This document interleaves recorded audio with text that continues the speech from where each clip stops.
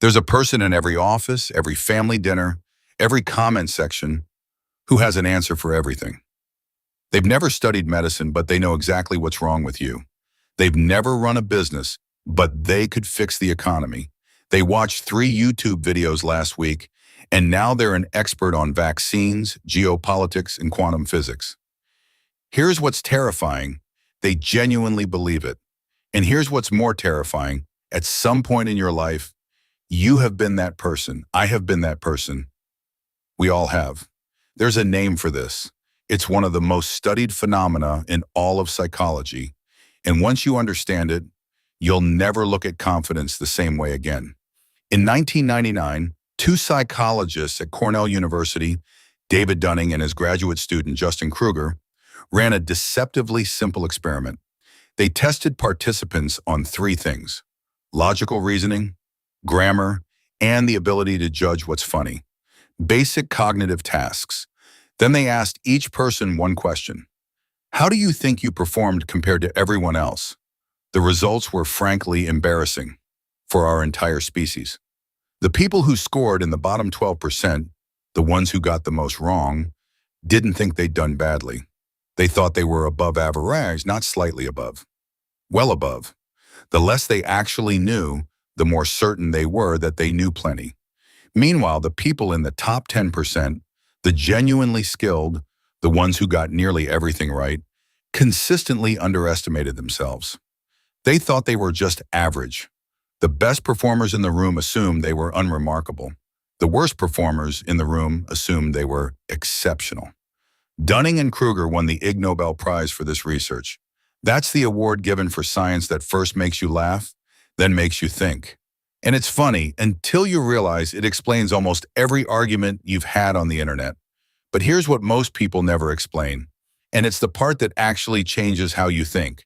It's not just that unskilled people are overconfident. The reason they're overconfident is something much more specific, and it lives inside your brain right now.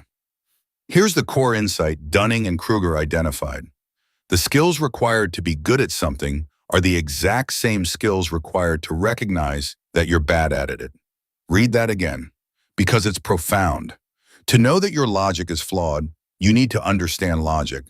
To know that your grammar is wrong, you need to understand grammar.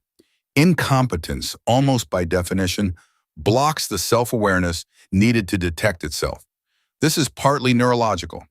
The prefrontal cortex, the brain's self-monitoring, self-correcting region, needs real domain knowledge to calibrate. Without a framework of expertise, it has no internal reference point, no benchmark. It fills that gap with the only thing available, your existing confidence level. Think of it this way. Imagine you've never once studied music theory. You hum a melody. Does it sound good? To you, probably yes.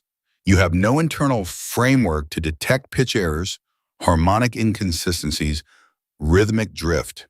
You literally cannot hear what an expert hears, so you feel fine. Now imagine you've studied music for 10 years. Now you hear every mistake, every out-of-tune phrase, every awkward resolution. You become harder to please because your ability to evaluate has outpaced your ability to perform flawlessly. Expertise makes you more aware of how much further you have to go. This is why beginners often feel fearless and why masters feel perpetually uncertain. The Dunning-Kruger effect isn't abstract, it's everywhere, once you know what to look for. It's the first-week investor who gives confident stock tips at dinner. It's the person who read one book on nutrition and now lectures doctors. It's every armchair coach who knows exactly what the manager got wrong. It's the person who just discovered a political topic on social media and within a week is the loudest voice in every thread about it. And it shows up in more serious places too. Studies have found that incompetent surgeons are more likely to overestimate their success rates. Incompetent managers are more likely to believe their teams are performing well. Incompetent students are more likely to believe they ace the exam right up until they see the grade. The pattern holds across cultures, languages, professions, and age groups. It's not a personality flaw. It's a structural limitation of human cognition. The fact that you're watching a video about cognitive biases and you're wondering whether you might have them, and you feel a little uncomfortable hearing some of these examples, that self-doubt is not a weakness. That's what growing competence feels like. Experts always worry. The incompetent almost never do. Here's what most people get wrong about the Dunning-Kruger effect. They think the cure is humility. It's not. Humility without knowledge is just insecurity. The actual cure is learning, deep, sustained, effortful learning. The kind that exposes you to how much you don't know. The kind that makes you uncomfortable. Because here's the beautiful thing about the curve. It self-corrects. The more you genuinely learn, the more your confidence recalibrates to match reality. You move past the peak of false certainty through the valley of doubt, and eventually, if you stay curious long enough, you reach something that looks like genuine confidence, earned confidence, the kind that can actually hold up under pressure. The question is whether you're willing to go through the middle part, the uncomfortable part, the part where you realize how much you don't know. Most people aren't. They stay on the peak forever. Certain, loud, and wrong. The ones who make it through are the quieter ones. The ones still asking questions years after everyone else stopped. The ones who say, I might be missing something here. That phrase, I might be missing something here, might be the most underrated sentence in the English language. If this made you think, subscribe. I make videos like this every week. And share it with someone who could use it.